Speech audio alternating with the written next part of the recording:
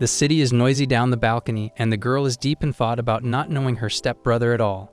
The stepbrother, on the other side, thinks of her younger stepsister the same way. Both of them have just become siblings, which is why they are complete strangers to each other. The boy believes that romantic step-brother-sister relationships are just a fantasy shown on TV, screens, and mangas, and reality is quite the opposite when it comes to any romance happening between step-siblings. Both protagonists are walking their own ways until they cross paths unknowingly. Yuta finally reaches home where his father breaks the news of his second marriage and tells the story of how he met his wife to Yuta. After listening to his father, Yuta thinks that he is being deceived by the woman, but it doesn't seem like it. He will be meeting his stepmother that night, and his father is very excited to prove his son's doubts wrong. The boy didn't see any of it coming and thinks none of it will affect his normal life, but that wouldn't be the case, and that's because he will have a stepsister living with him. Yuta is on his way to the restaurant to meet his stepmother and stepsister while looking at the picture of his new sister, who seems to be too young. The boy finally meets his new family. His mother introduces herself as Asa Akiko, and she sounds like a kind person. She apologizes to Yuta for inviting him when he's a busy kid, but the boy doesn't mind any of it at all and introduces himself to the two ladies sitting in front of him. The woman signals her daughter to speak, and his stepsister introduces herself at last. Her name is Asa Saki, and Yuta looks taken aback because he was expecting her to be a kid. He expresses his shock to his father secretly, and Mr. Taichi tells him that the girl is just a week younger than him and is a high school student. Akiko, the stepmother, notices the concern on Yuta's face and apologizes to Yuta for surprising him with a 17-year-old sister when he was expecting to meet a child. Her excuse is, Saki doesn't let her take any pictures of her, and resultantly, the only picture she had of Saki was an old childhood photo. Saki explains that taking pictures is uncomfortable for her because she has a sharp gaze. Yuta smiles nervously, and the two are seen in the drink bar later. They're talking about their new lives and everything that awaits next. Saki expresses her relief to the boy, saying that after meeting Yuta and his father, her fears of having to live with scary people in the same house completely vanished. Yuta says that he could be a bad person pretending to be gentle, but Saki refuses to believe that, considering her new stepbrother is a hardworking, smart student. The conversation seems to go smoothly, and Saki mentions a few things she knows about Yuta, which makes him happy. After spending some time alone, Saki wants to talk about one more thing privately. She says that it is something that she can't tell her parents and can be shared with Yuta only. Yuta slips a light cocky joke in there, and Saki begins talking again. She thinks that Yuta will be able to understand her because he seems to be a very light-hearted person. Saki tells him that she doesn't expect great things from him and wants him to do the same. Yuta knows what she's trying to say and tells her how relieved he feels after hearing that from her. This very moment is very special to both of them, and they hope to maintain their bond for the rest of the time they'll spend together. It is a Sunday, and Mr. Taichi is busy cleaning the house. He's worried about the place stinking and doesn't want to leave a bad impression on his wife and stepdaughter. Yuta finds his concerns funny, and suddenly the doorbell rings. He gets up to receive whoever's on the other side, and to his surprise, Saki and her mother are already there. They have also brought a lot of household stuff, and Yuta stands there silently while the two bicker like old friends. Ms. Akiko likes the citrusy scent of the house, and she, like Saki, is very impressed with the way it is maintained so well. Yuta, upon hearing the compliments, quotes a very old motto regarding cleanliness that is kept alive in their house, and Saki finds it funny. Mr. Taichi, who was busy cleaning every nook of the house, warmly welcomes his wife and daughter to the house. His enthusiasm makes Saki and Akiko laugh. Yuta then gives a house tour to Saki and shows her her room. He had cleaned and arranged it for her and has no problem with doing it all over again. Saki thanks him, and the size of the room shocks her as she and her mother had been living in very bad conditions. Saki didn't have her own room back then, and hearing that concerns Yuta for a minute. Saki didn't have any problem with sharing a room with her mother because her mother was mostly busy at work all day. Yuta feels bad for the sudden change in environment she will have to face now. Saki is fine with it, and the only thing she's concerned about at the moment is Yuta's politeness towards her when they're the same age.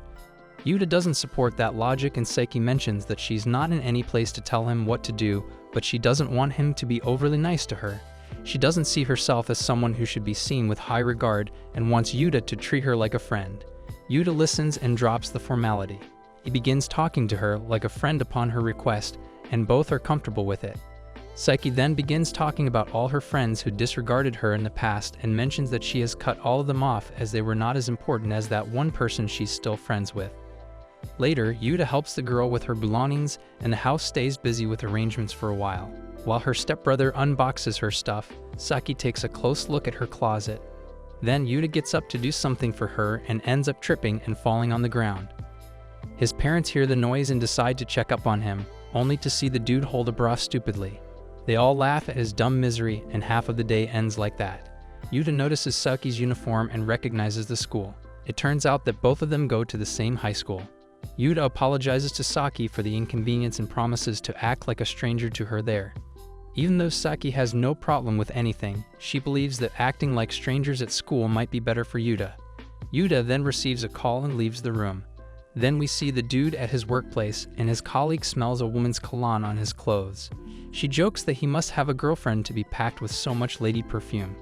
The two joke around a little and the girl asks Yuta about his stepsister. He tells her that she's beautiful and the teasing begins. Yuta's coworker thinks he's privileged to have a pretty stepsister, but he has no weird intentions towards Saki. He tells her that he has no time for dirty work and wants to know how he should behave towards his stepsister. The girl advises Yuta to act like himself. Before going back home, Yuta spends some time alone outside to clear his mind. He returns home silently late at night, but Saki was awake too. The encounter is a little awkward because Saki couldn't respond to Yuta's greeting properly.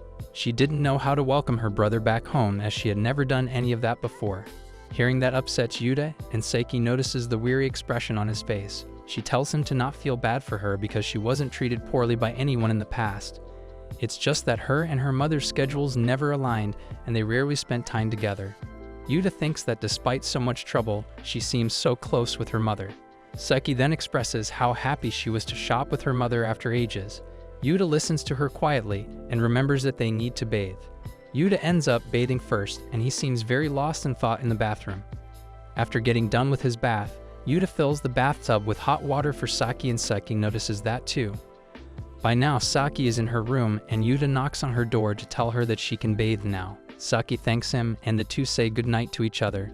Yuta heads to his room to doze off. Yuta wakes up and gets ready for school. He then goes out and sees Saki making breakfast. Hence, they both greet each other. After that, Saki thanks him for rerunning the bath for her. However, she tells him to not do that anymore. Later at school, Yuta is watching Saki sitting alone from a distance. Maru comes there and advises Yuta to stay away from Saki, since being with her will not be a good idea. However, Yuta tells him that it's not like that. Also, the boy thinks that Saki is way out of his league, and he is no match for a beauty like her. Maru shakes his head and tells him that it's the other way around. If anything, maybe he is too good for her. Yuta gets confused at this and asks his friend what he means. Thus, Maru informs him that there are some bad rumors about Saki, that she sells herself. Yuta becomes shocked at this.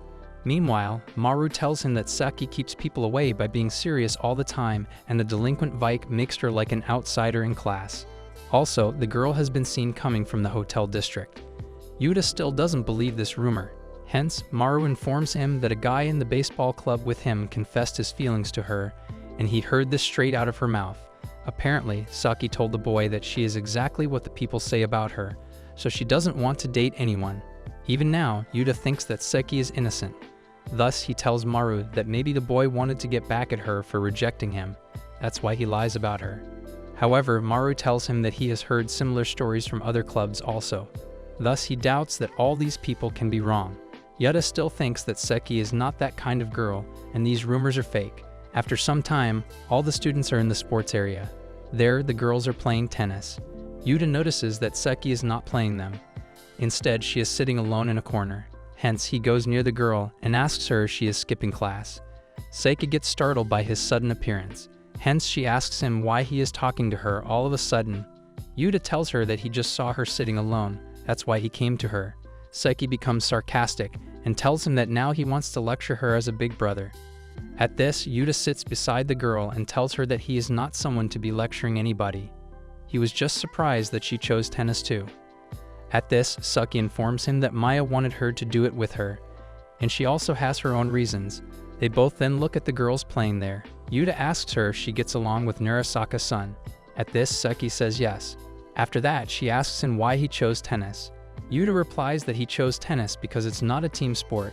Apparently, he doesn't like putting expectations on people or having expectations put on him. Seiki realizes that they both are alike, since she also doesn't want to play in a team. She likes to keep her distance from the other girls. The boy gets curious and asks her if she has any trouble fitting in the class, since he thinks that a fashionable girl like her would be the center of attention. However, Saki states that she doesn't like people bothering her. And in the class, students keep their distance from her. Saki doesn't feel bad about it, since this way she gets the time for herself. Later in the evening, Yuta comes back home. There, Saki's mother made dinner for him. She then tells him to take care of Saki. After that, she goes to her bartender job. After a while, Saki comes back home. She then goes to Yuta's room. There she asks him if he knows any easy, well-paying part-time jobs. It appears Saki wants to earn some money, but she doesn't want it to take up too much time. Thus, Saki asks the boy if there is any job that would pay at least 10,000 yen for an hour or two. Yuta informs her it's pretty unrealistic for a job. Saki thinks about it and then states that maybe selling is the only way. At this, Yuta gets shocked. Meanwhile, Saki says to him she read that if you want to make money, then you should sell yourself. Yuta doesn't like this, hence he advises her that she should treasure herself more. Saki doesn't get what he means. Thus, she tells him that she treasures herself, that's why she wants more money. Seems like her mind is on vacation. Yuta seems disappointed by her answer. Hence, he asks her if she can say this in front of her mother. At this, Saki tells him that she thinks her mother would be glad to see her becoming an adult. Or either she will put some sense on you. Yuta thinks that her mother gives her some wild upbringing. Saki gets confused by his response. Thus, she asks him if his father wasn't happy when he started. At this, Yuta realizes that maybe she is talking about something else. Hence, he asks the girl what she thinks he has done. At this, the girl asks him about his work. Thus, Yuta realizes that he got the wrong idea about the whole selling part. After some time, they are having dinner together. The boy is feeling bad for thinking wrong about her. Hence, he is apologizing to her. However, Saki doesn't blame him for getting the wrong idea about her, since she knows people question her appearance. Saki tells the boy that she uses her appearance as a weapon to navigate society. After that, she asks him if he saw her mother before she went to her work. At this, the boy says yes. The girl informs him that her mother only completed her high school. Yuta doesn't find anything bad about it. Thus, Saki informs him that some people get the wrong idea about her mother, since she doesn't have higher education and she is a nighttime worker. Hence, people assume that she is an unintelligent person who uses her looks to her advantage. Yuta thinks that all these things are nonsense. Saki also agrees with him and tells him that people think if you are smart and unattractive, then you are an unlikable intellect. But if you are attractive but dumb, then you use your body to get ahead. Also, if the girl has a man to rely on, then the people say that she has it easy. But if she achieves everything on her own, then she is pitiful for having no man to lean on. Thus, these are the reasons Saki put up her appearance. She wants to be a strong person and flawless in everything she does. That's the first step to her goal. Yuta realizes what she means. However, he thinks that it will be too exhausting for her. Thus, Saki tells him that it's fine, since she wants to prove herself. Yuta thinks about it and recalls his childhood memories. He then realizes that's the reason Saki was looking for a job, so that she can live independently. After the dinner, Yuta tells Saki that he will look for a job for her. Saki gets surprised and asks him what he will get in this. Yuta states that he doesn't need anything. However, Saki wants to give him something. Thus, the boy tells her that he wants her to make miso soup for him every day. Saki agrees to this. Hence, they both made this deal between them. The next morning, Saki made breakfast for Yuta and his father. Hence, the boy eats breakfast, then he goes to work. There, he tells Shiori that he wants to be independent once he graduates high school. Thus, he wants to save money, because his sister is at home too and she is of his age, so it will be difficult for him to stay at home. At this, Shiori advises him that it's okay to rely on others and he should try leaning on his family. Later in the evening, Saki and Yuta are having dinner together. The boy informs Saki that he didn't find any job for her. After that, he tells her about what Shiori told him. However, Saki still wants to become independent. At this, Yuta asks her if she really can't rely on him and his father. Thus, Saki tells him that they both are good people, and she is sure she could rely on them. But she thinks it could have been easier for her if they were bad people, because then she won't feel bad for relying on them. The next day, Saki and Yuta are going to school. While crossing the road, Saki doesn't see the car coming her way, since she is wearing headphones. Lucidly, Yuta saves her from the accident. Later in the evening, it starts raining. Yuta notices that Saki doesn't have an umbrella, hence he gives her his umbrella. Later at home, Yuta finds Saki and Maya sitting on a sofa. Hence he gets confused about why Maya is in their home. Saki informs Yuta that Maya suddenly told her that she wanted to come over to her new place to play. That's why she takes Maya to her home. However, she wanted to ask Yuta about it, but she didn't have his phone number. That's the reason she called the house phone, but no one picked up her call. Saki then informs the boy that she told Maya that they are siblings, since the girl already noticed them together in the tennis class and also earlier when he lent her his umbrella. After this, Saki tells Yuta that they both should exchange phone numbers. Next morning, the boy hears his father talking to Saki's mother. After some time, they all are having breakfast together.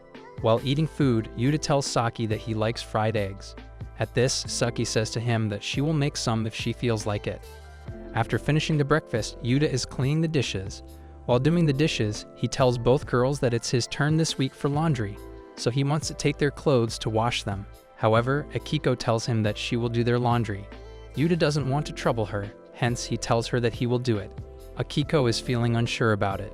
Thus she asks him if he knows how to use the laundry net, since some of the clothes are delicate. At this, Yuta gets confused. Thus, Saki tells him that it's very complicated, that's why she will wash them herself. Meanwhile, Akiko tells the boy that she will wash Taichi-san's clothes anyways, so why not she will wash his clothes also. After a while, Yuta heads to his school. Thus Saki also joins him.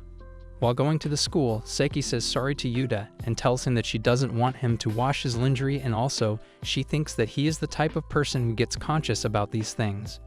Funnily, she thinks that the boy is in the girl's stuff, since his eyebrows are in such great shape. She thinks that he must go to the salon to keep them in shape. However, Yuta informs her that they are his natural eyebrows. Funnily, Saki gets jealous that he has such great eyebrows. It's unfair. Boys get these perfect eyebrows without spending a penny on them. They are talking about gender differences. Hence, the girls feel bad for making wrong assumptions about him. Thus, Yuta tries to make her feel better by telling her that it's okay. Sometimes we say things before even thinking about them. For example, if we accidentally say something without even thinking about it, then we can learn from those mistakes. Saki is surprised by his answer and stops talking. Thus, Yuta reassures her, saying that since she reflects on her actions, she doesn't need to worry. She can learn from these moments and improve. Hence, Saki looks at him silently for a while, then walks past him and whispers to him that he understands her too well. In the evening, Yuta comes home and notices Saki's clothes are drying in the rain. Suddenly, Saki comes behind him and calls him. Funnily, Yuta jumps from surprise. He then runs from there by telling her that he is going to his part-time job. At his job, he gets the message from Saki that she knows he saw her undergarments. Later at night, Saki is scolding Yuta for running away like that, when she caught him watching her undergarments. Funnily, Yuta is sitting there like a child who got caught stealing candy. Saki decides to have mercy on him and leaves the topic. She then gives him hot chocolate. After that, she is teasing him for getting allured by her undergarments. However, Yuta tells her that he is not going to do anything just because he feels a certain desire for her. Yuta then tells her that having a desire and acting according to them is different. They then leave this topic and go to their rooms. The next day, Yuta notices Saki sitting alone in the tennis class. Suddenly, Maya comes to him and whispers Oni-chan in his ear. At this, Yuta gets embarrassed. Meanwhile, Maya asks him if something happened to Saki, since she has been looking gloomy all morning. After some time, Yuta texts Saki to ask her if something happened to her. The boy is at work when he gets the reply from Saki. She tells him that nothing happened to her. Later at night, they both are having dinner together. Yuta breaks the silence between them by informing her that he still can't find a part-time job for her. Thus, Saki tells him that it's fine, since she didn't expect him to find it right away. Yuta then tells her that if there is something she wants his help, then she can tell him. At this, Saki nods at him. After some time, Saki takes a bath and comes out of her room wearing only her undergarments. She then closes the light of Yuta's room and gets on his bed to seduce him. Surprisingly, Saki tells Yuta if he buys her body. In the flashback, the first time Saki met Yuta, she knew that he was not a bad person. She then notices that the boy is a very considerate person. However, she didn't expect him to be a student at Suze. On June 8, Yuta called out to her at school. She didn't like him believing the rumors about her. However, she understands why he believed that though. She knows others see her as a rude and angry person. But she gets surprised when Yuta accepts that she was angry. The boy might be the only person she ever met who was willing to adjust to her like that. On June 8, Saki gets to know that Yuta likes fried eggs. Hence, she decides to make them for him since he is going out of his way to search for a high-paying part-time job for her. That's why she decides to provide him with breakfast and dinner. Apparently, for some reason, Saki doesn't think she can rely on others. That's why she wants to be independent. On June 9, Maya came to her new house. There, the three of them played together and enjoyed a lot. On June 11, Yuta admitted that he has a desire for Saki. But he told her that having desires and acting according to them is a different thing. And he doesn't plan to act on his desires. Saki realized that she agrees with his opinions. That's why she feels so relaxed with him.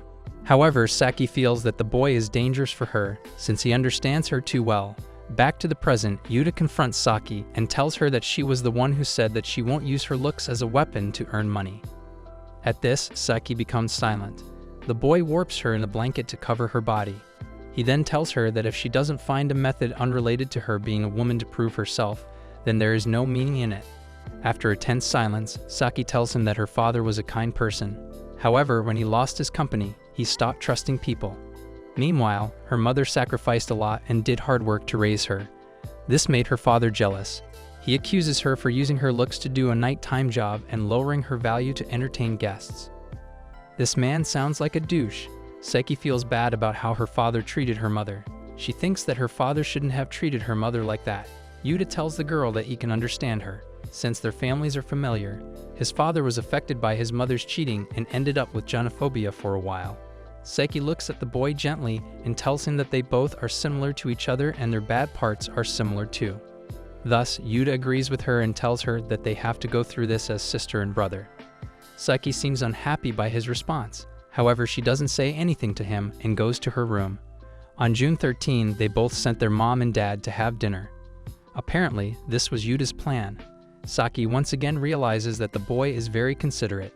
That's why she can't call him Naya-san, because if she starts calling him that, then he will definitely start spoiling her a lot. And this is one thing she cannot allow herself. Strangely, whenever she calls him Asamura-kun, deep inside her heart another emotion starts to rise up. Different from calling him a big brother, Saki feels something new, and it is confusing her. She worries that if this feeling continues, then she won't be able to be independent. Sweat is dripping down Yuta like a fountain as he drags his bicycle through the sweltering heat of summer. The only soundtrack to his misery is the chirping of crickets in broad daylight. The lad had a jumbled head when trying to understand his awkward family situation. Yuta also believes that a stepsister is merely nothing but a stranger.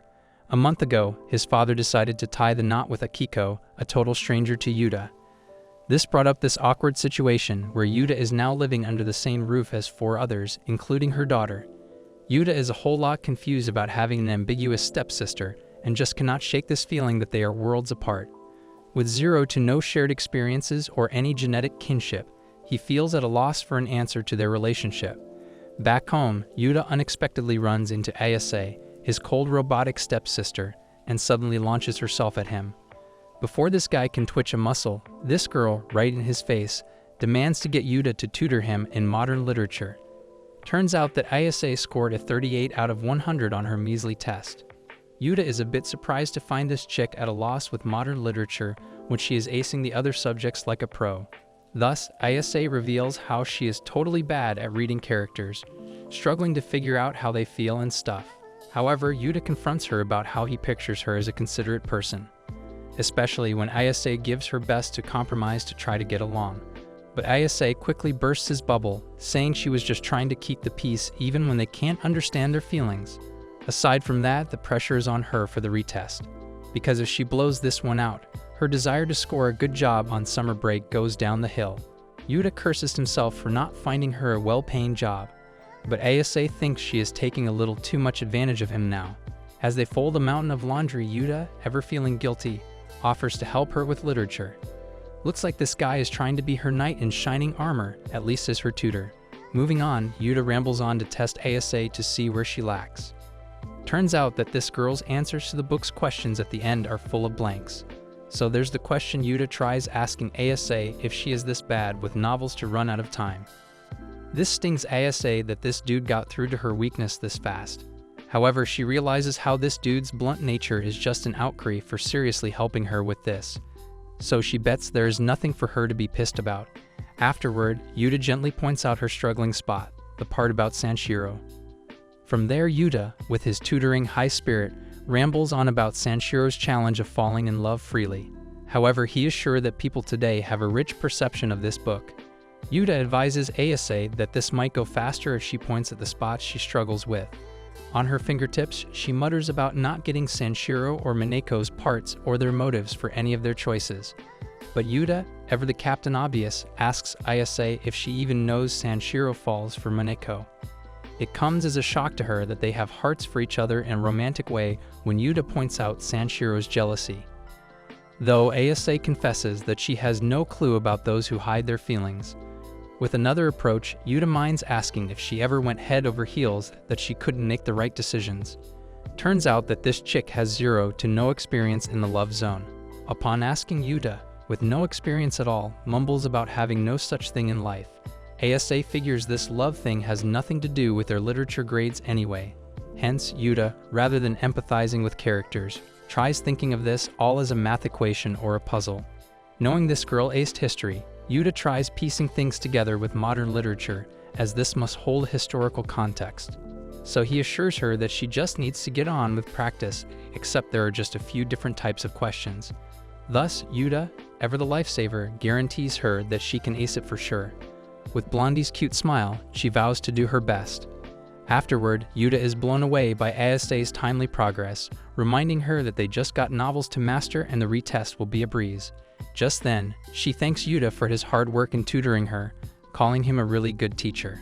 Suddenly, she stands and walks to her room as Yuta asks if she is smiling, but she mumbles that she can't say for sure. The next day, Yuta, seeing that this girl has a lot to focus on for the retest, tells her that he will grab the toast and get going. However, he minds telling her that she owes him nothing, so she better get to her studies, as Asa thanks the dude. Moving on, Yuta is scrolling his messages like half-dead zombie until a shorty like a creepy stalker gets a glance at this poor soul.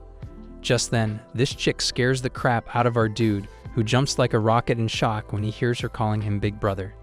So Narasaka, in her usual kitty mood, tries sniffing out while mumbling how he smells, just like the Asamura family today too. However, Yuta tries to talk her out about not calling him a big brother at school. But hey, this strawberry shortcake just wants to bond with her big brother. Apparently, this dude gets annoyed by her high spirit and his naming variation list. Turns out that Narasaka has knocked out his exams and is all done with the crappy tension load. She is ready to push out all the pent-up stress. To top it off, this chick got no retest incoming as she has 808 scores on the tests combined. Looking at the surprisingly freaked out face, Narasaka throws a hissy fit at him for not having any faith in her for scoring this high. Moreover, she states that she is a bright spark, like a star student in her class, keeping a 90% average throughout high school. This is where the opportunity arises as Yuta, ever the devoted brother, tries to put Narasaka on the game to help Asa study efficiently. Narasaka figures out that this dude is looking for tips and tricks, as she mentions her music routine when working. Furthermore, she nags that searching is a drag, so she lets the app do the trick and listens to whatever it suggests for focus. Calling him a cut above the rest and the diamond in the rough, Narasaka believes cooking for her little brother might knock her to a great sister rank. And there goes these two gibbering about how Narasaka got a load of big brothers. Afterward, Yuta Sr. pokes his puffy face for having a lot going on. Even with annoying customers on the weekend, he asks if she likes hiding her true colors. After everyone gets sick of her, she blurts out the naked truth that Yuta is the only one to know her this much. Just when Yuta is about to head home, he catches his senior melting. Ever the dark-haired beauty whines about the crappy AC, buttload of customers, and holding a mountain of books did a number on her back. Rambling on with her crazy assumptions, she asks if Yuta would nurse her back to health. But Yuta decides to head home and leave this cranky chick. However, she begs Yuta to eat and share his adventures with his daring little sister. Just then, Yuta lightens up her mood by asking for some advice to help Asa study more efficiently. Thus, he mentions having trouble pinning down the best genres to help her focus. Suddenly, this chick hands her earbuds to make him listen to her music pick to work better. Later on, Yuta presents this amazing tune to Asa, describing it as being used as her background music when she studies. After thanking her life-saving brother, Yuta tells how her senpai at work passed this music recommendation to him. Upon asking, Yuta mentions having loads of shifts with her, as she is much of an airhead, which cracks Asa up. Just then, Yuta mutters, taking too much from her, so he considers that doing a little might make a difference.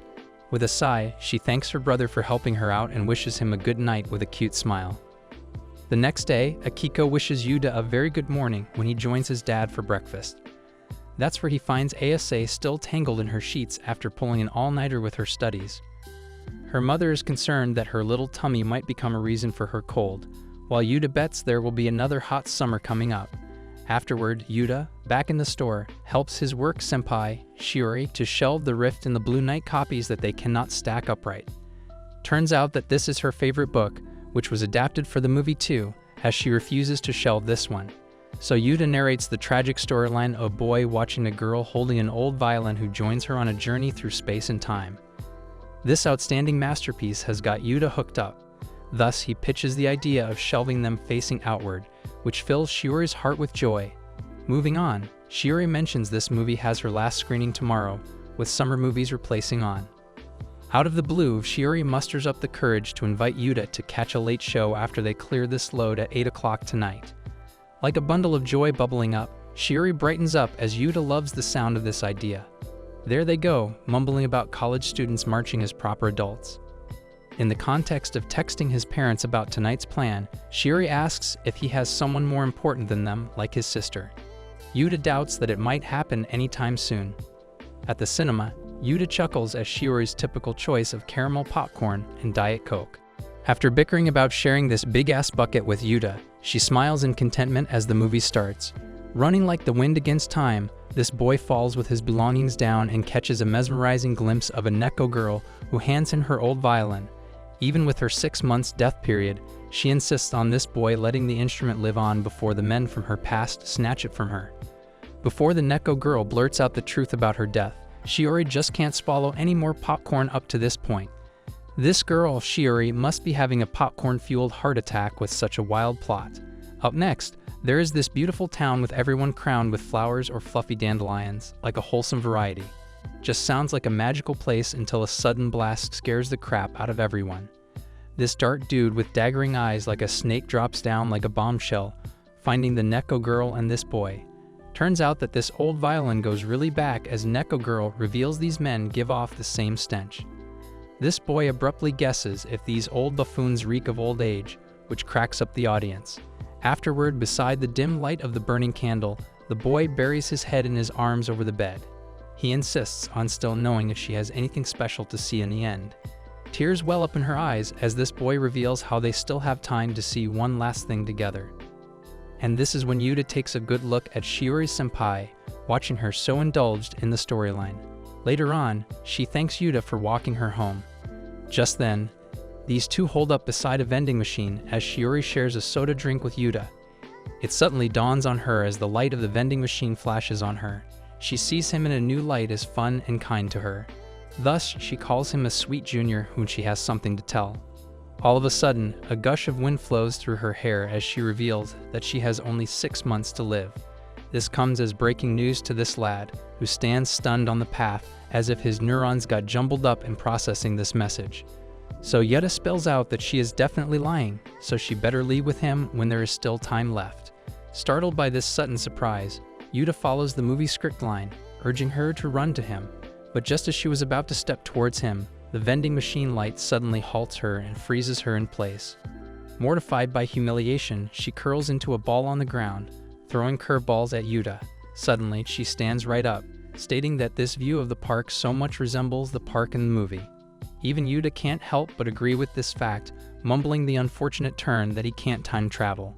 Shiori orders this moron to trash his can as she tosses hers in the garbage. Taking a nice night view, she basically mutters that it is time to hit the road, hinting at Yuta to fetch his bike. Moving alongside, they both finally reach her home, and she thanks him for this sweet hangout. When she is about to march home, Yuta, with a quick thank you, shares how her awesome music pick really helped Ayase out.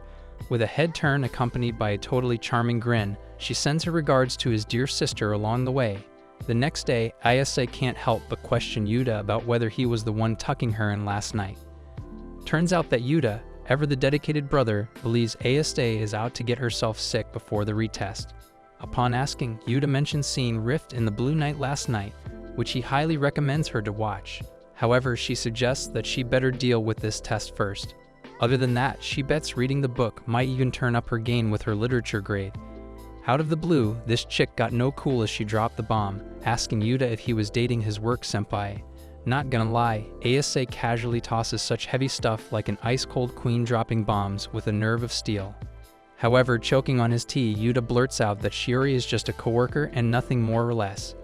Even though he admits to having a bookworm like her on the side to have a longer chit-chat, as she points out his nerdy bum.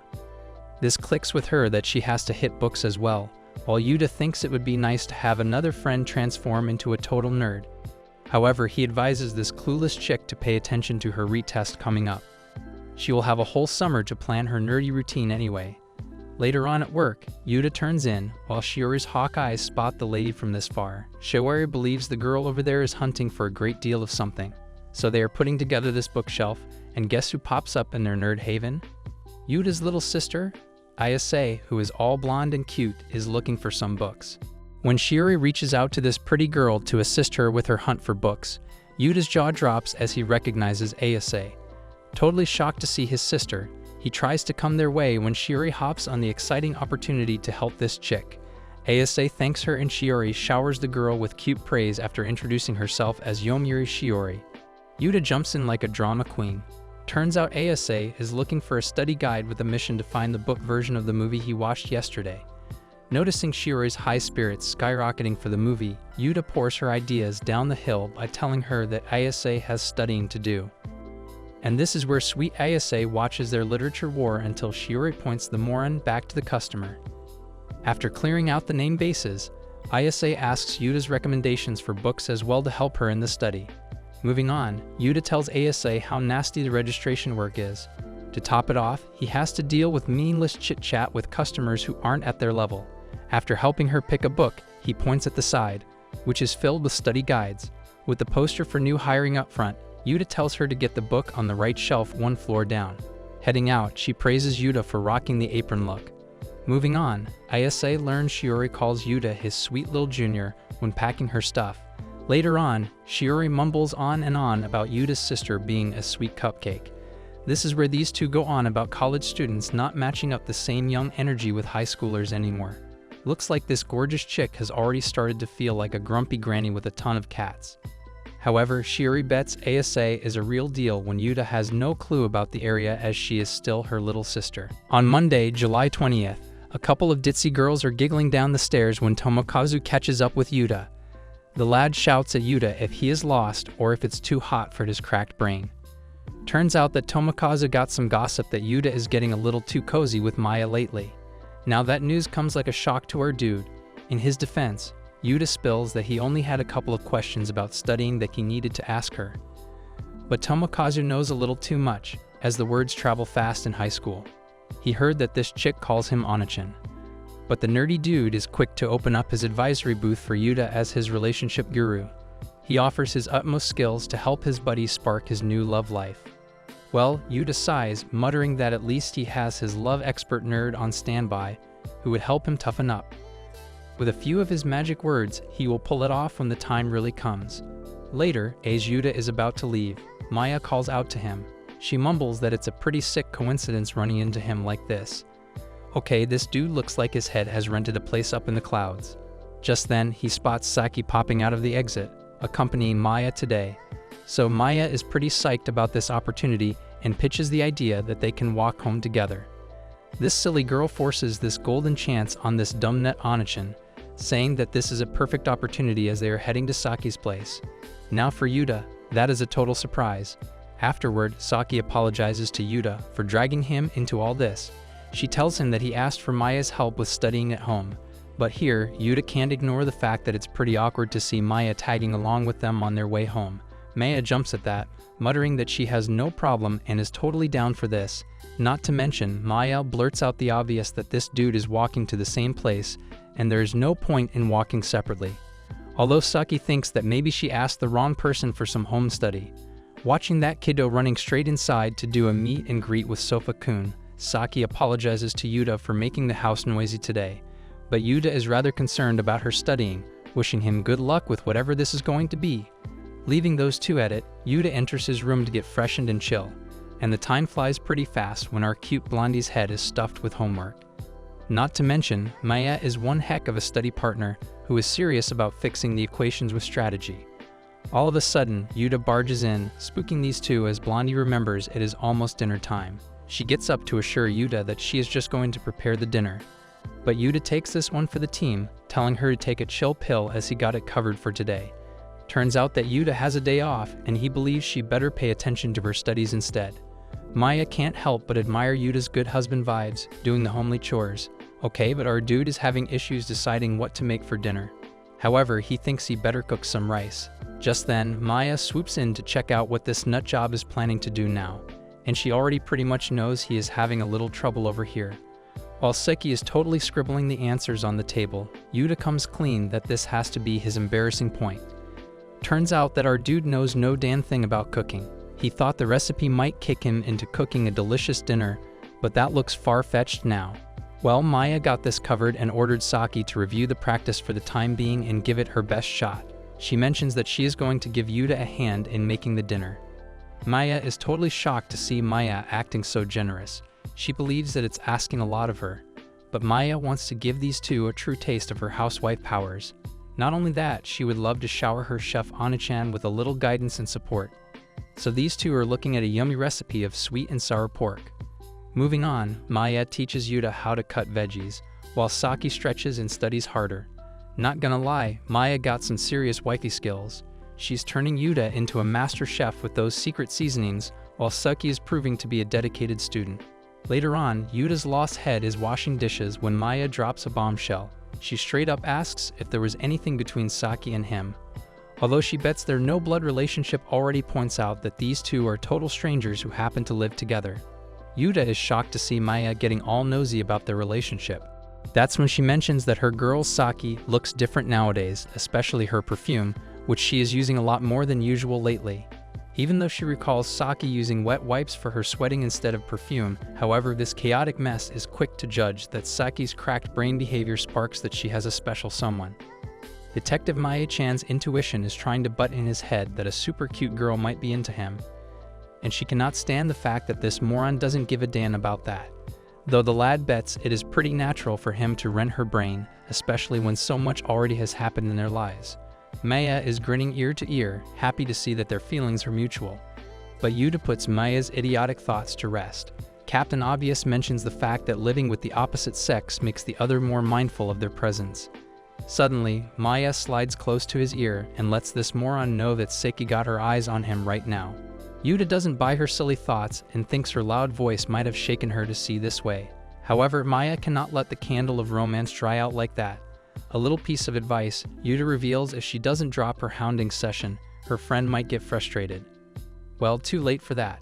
Maya believes that Saki is already annoyed with her. Later, at dinner time, Yuta and Saki are digging into Maya's amazing cooking, the sweet and sour pork.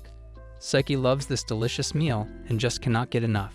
Yuta is super happy that she likes it. Moving on, she points out that Maya and he have gone all out to make this meal. Also, she thanks her for this one. After a few more bites, Yuta wants to know how Saki's studying is doing. Blondie credits that, thanks to his help, she had an easy run answering all the questions Maya quizzed her on. Saki confesses that Maya had gotten a bit upset with her study methods, saying that they were totally roundabout and inefficient. Although Yuta bets that it is not the most direct way honestly. Saki is enjoying every little bite of this sweet and sour pork. A moment later, Saki wishes that Yuta doesn't worry about her studying anymore. She assures the lad that this style is working for him, and she also bets that she is going to do better on the test tomorrow. Other than that, Yuta, with all his heart and soul, is rooting for Saki. Seeing this serious support from this guy, she can't help but give away a big smile. After thanking him for being this generous, she keeps muttering that this is so delicious. The next day at school, on Tuesday, July 21st, Tomokazu catches Yuta with his head up in the clouds, looking like a lost child in a maze. He asks if something is up with him, but Yuta passes a green signal that he is all good. Thus, Tomokazu bids farewell, hoping to see him tomorrow in the class. After school, Yuta heads to his part-time job at a bookstore and continues to arrange and organize the shelf with more books. Everything is pretty much usual except the fact that Yuta is off his game today. Apparently, this dude is feeling under the weather or something, messing up one thing after another. After his shift, Shiori is baffled to see his sweet junior off his rocker today when it never happened before. Yuta straight up apologizes for blowing so many blunders. Without further ado, he, like a lousy moron, says that he is heading home now. Shiori looks a little worried about this fool. Arriving home, he switches the lights on and quietly murmurs that he has reached home. Suddenly, he feels a little weird to see the room a little too empty. Not to mention, a sudden wind shook him up as he ran to take down all the clothes from the terrace. A surprising downpour hits the central city of Tokyo, leaving everyone running to seek shelter for cover from this sudden rainstorm. Sadly, the lot are stuck waiting for the rain to stop so they can head home. Yuta is left with a mountain of dirty laundry after the wind threw the clothes to the ground. Along with that, he hears the news about even heavier rain in central Tokyo. The journalist mentions the rising temperatures and humidity combo is going to add some lightning storms in some areas as well. Moreover, he hears the heavy precipitation for the late evening as he folds the dried clothes. The downpour continues as a newsreader reports large raindrops pounding the ground in Shibuya, Tokyo. Further on, he informs some station platforms are getting the worst of it and are soon to be flooded if this goes on. Reading that the train is totally loaded with passengers in this crazy rush hour, he reports about the widespread chaos. At this time, Yuta's head is pretty much lost, thinking about Saki asking her to tutor her in modern literature. Recalling all the times she thanked him for his help, he quickly texted to ask if she was okay in the rain. He asks to know where she is stuck right now. Time flies as the rainstorm continues to rattle the windows of Yuta's house. He rereads Sasaki's text about her doing fine on the test. Moreover, she didn't reply after he asked where she was. He sees Blondie in his head, assuring that she will do her best. A sudden thunder comes as a shock to him, jolting him right out of his place. Realization hits him hard. He grabs the umbrella and makes a run for it outside to get to Saki. Impatiently waiting for the elevator, he quickly headbutts poor Saki in the elevator while trying to rush inside. A quick apology, he is happy to see her here.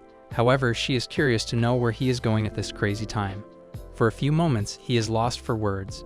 There, he mentions that this heavy downpour was getting much worse, and he couldn't get a hold of her. He explains that he thought that she might be off somewhere crying if her test went bad. Quickly, Saki apologizes for worrying his little head so much. She thinks she didn't do well on the test, but then she pulled out her test score of 94. Newsflash. It turns out that Blondie is off about not beating his score of 96. This makes him chuckle to see Saki feeling blue about such a thing. He tells her not to spook him like that. Moreover, she mentions checking out a different place for groceries to do something special to show her gratitude. The lad calls this a fair exchange, but Saki thinks he did a whole lot more for her, including making dinner the other day. But this dude thinks his one dinner is nothing against her months of cooking for him. Saki believes in giving more than what she takes, as she mentions making an exquisite meal for today. Suddenly, she asks if he only likes relying on someone older than him, like Shiori. This stuns him that Saki believes Shiori is the only person he depends on. However, Blondie is looking for the same thing. She wants him to depend on her at home as he trusts Shiori at work. With a wide grin, she whispers that he can say his little sister is pretty stubborn. However, he hopes she feels that her mission is a true success if she treats her big brother. Moving on, Saki excuses that her phone battery dropped low as she keeps on listening to the song he gave her. On Wednesday, July 22nd, summer vacation is about to start tomorrow. Tomokazu gets the hint that Yuta has worked over whatever was putting him off, so they parted ways, wishing each other good luck. Later, at his job, Yuta is shocked to catch a glimpse of Saki running into the staff room. Through the boss, he learns this new chick is up here for a job interview. On Thursday, July 16th, Saki admits that she is never good at the book question. She realizes that she needs to pay attention to figuring out the questions and working through them, even if she doesn't fully understand them. But that ought to be the hardest thing for her. She doesn't get why people are butthurt about not understanding each other. She just knows it's a lot weird for her, but she also knows that it makes her look weird as well. Aside from that, Saki admits that Yuta is a pro at explaining things. At the time of her giving up, like a rising star, he came through to help her have hope again. So she is thankful for that. On Friday, July 17th, it's the time when Yuta passed her music recommendation list to help her study better. Saki appreciates that this lad went out of his way to bring something so helpful for her. She thinks that she has to pay her gratitude for this. After a while, Saki admits to having unusual, annoying thoughts filing her head just when she closes her eyes on the bed. Turns out that Blondie is super annoyed by the fact that Yuta got the music from Shiori, his senior at work. She doesn't fully understand why the heck it even matters and why she is writing this part in her diary. On Saturday, July 18th, Saki whines about not getting any part of this as it doesn't make sense in her pretty little head. She feels that she shouldn't write things like that, but who cares? That said, she writes about Yuta coming home late today as something was up with the work girl. Knowing he never said a thing to her about that, Saki bet there was no reason for him to report this stuff to her. If it's the same girl, she hates it. Moreover, she doesn't see her feelings matching the ones on the page. But hate is the closest word explaining it. She feels awful for hating Shiori for no reason, as it is making her feel anxious lately. She further writes about her desire to welcome Yuta home and ends up studying in the living room. She tried her best to stay awake and welcome him home, but she passed out before that happened. Instead, she woke up to see herself wrapped in a warm blanket. Feeling that, her anxiety sort of cleared up from her fuzzy brain. On Sunday, July 19th, she finally came across Shiori, Yuta's senior at the part-time job. She thought her name was super perfect for book lovers like her, and she bets that this bookwork must be a magnet for book nerds. Not to mention, her college-level maturity does justice to her rocking personality. Moreover, Saki figures her beauty has a bonus point of her kind, adorable charm that could melt anyone's heart. Also, she admits that these two would make a great couple. That's when she spotted the job opening at the bookshop. Not such a high-paying job, Saki thinks to take it slow and steady. Not wishing to be a creepy stepsister getting a job where her brother already works, she knows it's totally weird. On July 20th, Saki figures it is her last chance to prep for the retest, as she is grateful for Maya and Yuta's assistance.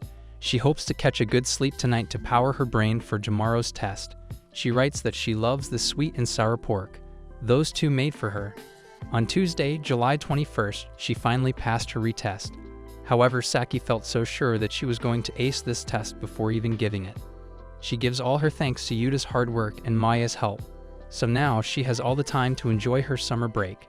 However, Saki plans to continue studying while saving money from her part-time work. Just when she was reading the job posting, someone approached her about that. Without thinking or taking a breath, she abruptly said she was interested. So she cannot take it back now. Saki did her best to rehearse and practice for the interview. However, she bets that her dying rate is pretty high if Yuta's around for the interview. Not to mention, she definitely has no answer if he asks about why she chose this place. She further writes about worrying him about turning up late at home. Sooner or later, she knows that she has to confront this anxious feeling that is brewing inside her. And for what he has done for her until now, she feels like she must do something for him. For that, she went to a different grocery store to buy some things she needed that day of the rainstorm. To make up for what he did, she decided to make a nice thank you meal tonight for Yuta. She also thought he would forgive her if she did something nice for him and treated him to good food. Moreover, she supposes she will do her best with the convincing game that she dropped by at the department store. Also, she would excuse herself for not seeing his message alerts, blaming her battery for that one. However, Saki felt the bubble of guilt wobbling in the corner of her mind, getting bigger with every lie she spat out. She feels super scared of the feelings that are brewing inside her heart. And she totally knows what kind of sickness she is having and how she is starting to feel about him. It totally feels like a scene from a novel. She never thought she would actually live with someone like him, let alone that he also attended Suze. There's only a word describing this all, but she hesitates to put it all down in the diary. She finds it ironic to feel like a character from a novel, hitting this patch. No way to run, her job interview went nice, so she has to come clean to Yuta. Because this is all there is left to do now. A mix of emotions is clouding her head for what is about to come next. But she bets that she will be finally free of anxiety. Even when knowing not much about Yuta or his relation with Shiori, she hopes to get the slightest hint of what that even is. This feeling might rest down a little. She would finally get rid of that gross anxiety. All in all, she has no damn idea why she is letting that dude have control over her actions. Though she is certain that Yuta hasn't done anything wrong to her, she felt like she had gotten herself into a bit of bind. She blames herself for bounding to him as if she were tied to him. Not only that, but this whole mess is enough to make her chuckle, feeling like this whole thing reeks of stupidity. Not ever planning to let anyone get a glimpse at her diary, she thinks it's okay to form a warning here. Thus, she decides to go ahead and write the word. Even after writing, Seki believes that hiding it in the locked drawer marks its safety for sure. So she is going to do a test question for Isa Saki herself. In spite of what unpleasant sparks of feelings she is brewing inside her heart, she asks to describe this feeling in one word. On Saturday, August 22nd, all the family is enjoying the delicious meal. Taichi can't help but jump a mile high tasting this yummy food that Saki cooked. She pours some for Yuta, who is grateful for the polite gesture. It throws Taichi off that Yuta and Saki still call each other by their family names. Akiko, their mother, thinks these two cupcakes are still shy about using their given names. Akiko suggests Saki call him by the name Big Brother Yuta. However, Seki feels that it feels a little weird, and Yuta happens to feel the same. Moving on, Akiko asks if these got work today. They mention that they will leave by noon. Taichi feels concerned about these kids working their bums off, even if August is already half over. Even then, Yuta assures his dad that he still go to summer cram school in the meantime. But that doesn't concern this old buffoon. He doesn't like to see his kids working so hard like a couple of boonies. He believes that it's summer vacation and there is no such thing as excitement for their summer break. Not to mention, he bets these two haven't gone anywhere for fun either. He thinks it is a pretty big deal to worry about such things at a young, fun age. As the third year creeps on, Taichi says that they will be butting their heads to focus on exams. With that, Akiko agrees with Taichi that even Saki is trying a bit too hard lately, pushing herself over the edge. Taichi guarantees that their friends must miss their company while having fun in their summer activities. Ute bursts his sad bubble to tell his father that he doesn't have many friends but believes Saki has many. Without a pause, Saki quickly mentions having zero plans with any friends. Later, Yuta is busy studying when Saki barges in to tell him something. She guesses that he must mean Maya, so she assures him that they're not very close to hanging out over summer break. Seeing her running in the house often, Saki says that the girl has been curious about him only. That's the only reason she pretty much hangs around here. Nevertheless, Saki likes Maya's quality of giving her space when she makes no plans with her. Hence, Yuta gets the idea now. He admits not like hanging out with people he isn't really close to either. Turns out that Yuta prefers to love his own company. That said, Saki parted ways and closed the door. At the part-time job, Shiori thanks Yuta for helping her and gets out of the staff room. They both notice Saki nicely handling an old lady customer. Shiori believes this chick is finally getting her game strong so quickly. While he helps Shiori around with the customer, she thinks it's better if he marches in there to help Saki a little too. With a sweet smile, he is quick to agree. On the other side, Seki is searching for the book the old lady is looking for. It spooks her out to see Yuta has come to help with this one. Knowing that this one still has 5 volumes around here somewhere, Yuta is baffled to see this new release isn't on the direct stand. Both head to the shelf, and somehow it catches Yuta's sight and there it is. Seki looks quite impressed to see Yuta locating it this quick. After handing it over to her, he reminds the little lady that her customer is on hold. Afterward, Saki thanked him for helping her out today. Moreover, she is pretty psyched to know what's his cheat code. She can't explain his super psychic powers to know what they were. Even after explaining, he bet Shiori would have found it much quicker, as these things happen and get better with experience. Walking home together, Yuta thinks the summer isn't over yet. Seki thinks he is saying this because the mannequins are wearing different seasons of clothes up until today. Well, this tells us our dude is no fashion guy. Thus, Saki understands that if he isn't interested, he will never really notice. He feels it odd when she jokes that it would be weird to see him working in a clothing boutique. On Sunday, August 23rd, it's breaking news for Yuta that their AC broke down, as Akiko mentions Saki doesn't handle the heat very well. This reminds her about the time in the crazy hot summer when this little pumpkin would cry for ice cream and a trip to the pool. And her middle school life changed her to this now. Akiko misses her old tantrum days. Afterward, Yuta's head is rambling with thoughts when Saki mentions that Akiko did twice as much work to provide for Saki. Later, Yuta catches up with Tomokazu, and he learns that somehow Yuta has plans with Maya and others for the pool. Yuta has no darn clue about this little party pool invite. He tells Tomokazu he has not heard any such thing. Afterward, Yuta and Saki are heading home from work. He goes on and on about how much of a quick learner she is, as others can't help praising her. Later on, he shares his thoughts about what his dad said is actually pretty true. He admits that they are basically turning their summer break into a workaholic spree. Suddenly, he demands to know if Maya has invited her to a pool party or something. He asks if he is going to be invited as well. She cross-questions him, asking if Maya told him all that. He comes clean that Maya doesn't have his contact info, saying that someone else told him this. Moving on, Saki would like to know if he wants to go there. A little hesitant, but Yuta shares he feels a little out of place at a pool site with a bunch of cheery bumpkins. She asks him not to force himself to go.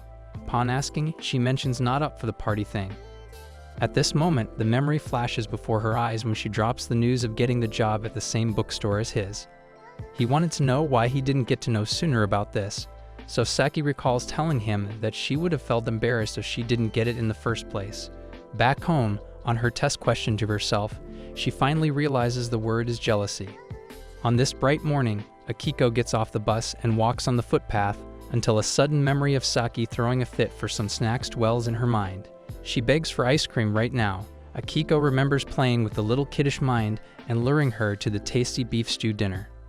And this way Akiko recalls putting her ice cream swings for another day. She asks where Saki should go for the next week. Without thinking, she jumps up to say pool. After arriving home, Akiko learns that Yuta has cram school today too. Moreover, Akiko is happy to see their AC back from the dead. She is relieved to know that her Seki can come home to study in this cool breeze. Suddenly, Yuta gets the urge to ask Akiko if Saki doesn't like people who don't approve of doing what she wants to do. For further clarification, he lays out any plans for something without her input and then invites her to join. Come to think of it, Akiko bets that her daughter isn't the type to get along with something like that. On the other hand, she thinks she would want in on every little thing from start to end. Well, Yuta processed this information as he already figured this out. While Akiko gets the idea that this handsome young man might be looking for ideas to ask out Saki. Whacked out to hear this, he quickly nudges that idea and tells her that Seki is his sister. Moreover, he confirms that little blondie likes to push herself too hard, but she looks forever on guard. He wonders if that girl catches a little break for herself. Akiko figures that this is why he is dragging her out to do some fun. Looking at her ice cream, she wonders if she is that way because Akiko spent a whole lot of time being busy with work. She bets her little bumpkin is pushing herself to grow rather quickly. Furthermore, Akiko desires that she could have let Seki be a carefree kid for a little longer. There she asks Yuta for a little favor, ensuring that Seki takes a break every once in a while. Yuta fears that this girl might start hating him for that. But her mother lets him in on a secret about her absolute favorite thing. She gives her blessing that this trick might make her forgive him in no time if he rubs her nerves at any point. Afterward, Yuta knocks on Saki's room, asking if she is up for the pool thing. She straight up declines, but he lets her know that he is thinking of going now. Thus, he requests Saki to give away Maya's contact info to let her know he is joining in. Saki turns him down quickly. She gives a flat no to sharing anyone's number without their consent. However, Saki assures she will try getting in touch with Maya to let her know. After that, Yuta has this surprising encounter with a girl in his cram school today. She hands him over something important he dropped before. Afterward, Yuta happens to run into Shiori, who is chatting with her professor from college. She didn't expect this dude to catch her red-handed debate with her professor, though he believes it's pretty tiresome, but she knows a thing or two about how to blow her steam after that. Especially her teasing session with Yuta is enough to satisfy her heart. When Shiori is doing her one-on-one melodramatic scene to lean on Yuta, they bump straight into Saki accidentally. A momentary surprise, she gives her best big smile while seeing those two. Later at the part-time job, Yuta is busy arranging the shelf when he catches Seki looking at him from her corner. She gives him a nod and continues to walk ahead. At the end of their shift, he gets a text from Saki that she is running out for some shopping and will catch up later at home. When walking home, Yuta's head is swarming with thoughts about what Saki said to him one day. He remembers her words about him not expecting anything from her when she doesn't expect anything from him either. Moreover, he recalls her telling him about Maya, who is pretty much friends with everyone as there's nothing special between them. Late at night, when Yuta is hunting for food in the fridge and grabs a box of mixed rice, he gets spooked to see Saki standing right next to him. Upon asking, he asks if this mixed rice looks okay for dinner. Passing the green signal, she pitches the idea to microwave it first. Moving on, he asks if she would want some iced coffee. There he brings up the pool thing again, as he hasn't gotten the contact number yet. He bets Maya would still be waiting for the response from his side. Well, on that hasty attitude, Saki decides to just give it to him, but Yuta comes clean that he is doing all this so she can go to the pool and have a blast there. Coming out with it, Yuta rambles on about rolling these dice just to make her jealous enough that she would want to go. Upon asking, he thought she wanted to go to the pool. Now being totally honest with her, he lets her know that Akiko let him in on something about her childhood. She mentioned how her little girl hates the heat and loves going to the pool. Without wasting a breath, he confronts her, saying that she always looks weirded out when he mentions Maya. At the time of sweet and sour pork, he remembers her glowing smile, so he figured that she would want to hang out with Maya at the polo too. She keeps on coming up with excuses as Yuta mentions she needs time to cut herself some slack too. A bolt from the blue, she spills that she cannot relax. With a sigh, he states that he worries she might crash at any moment if she keeps pushing this hard. Even on the road to independence, he points out that there are stops to rest. Without saying anything, she, making a sour face, gets her coffee and heads to study in her room. After that, he spots Maya's number on the table. In there, she crawls up like a sad ball on her study chair. Imagining the pool all night, she wakes up for another day. On Tuesday, August 25th, after sharing morning greets, Yuta asks if she had any sleep last night. Turns out that this chick slept at some 6 in the morning. It comes as a shock to him, so he suggests she gets a nap as well before the working time. Figuring out that it's so late already, she apologizes for not leaving anything for his dad to eat. He lets her know that Taichi got some bread before leaving. Though Yuta bets the work exhaustion is probably doing a number on her now, but she is rather concerned about whipping out something to eat for this guy. With a sigh, Yuta stops Blondie in her tracks and orders her to hear him out now without running away, so he reminds Blondie about what she said to him when they began living together. Canceling out the formal zone, she recalls asking to smooth things out here, which would be a great help. Knowing how she looks totally exhausted, he refuses to let her cook anything for him in this weary state.